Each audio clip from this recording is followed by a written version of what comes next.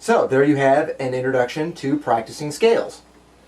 We've only covered the C major and C minor scales in that particular position and pattern, and we've only talked about straight up and down, sequence of threes, sequence of fours, pedal point, those four sequences, patterns of playing. There are a lot more scales, obviously. There's a lot more patterns, positions. There's a lot more patterns that you can sequence the scales into to practice. You can look on Guitar Tricks. There's lots of scales to practice that you can find on Guitar Tricks. There's your friends that play the guitar you can ask. You can look around the web. You can get private lessons from private instructor, which is always a good idea.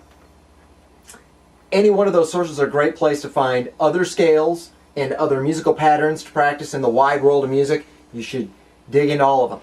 No matter which one of them you're digging into, though, remember, you want a metronome. As a Guitar Tricks subscriber, the Guitar Tricks metronome is at your disposal.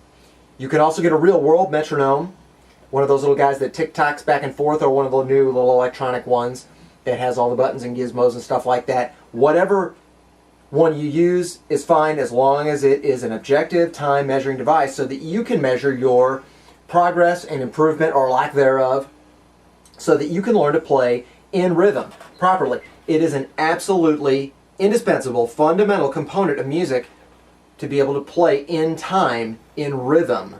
Because if you can't, you will never be able to play music satisfactorily, never be happy, and give yourself the satisfaction of being able to play music properly. So, I want to make sure that you find some scales and some patterns. I want to make sure that you use a metronome when you practice your scales. So, get out there and practice some scales. Have fun with it. We'll see you in future lessons.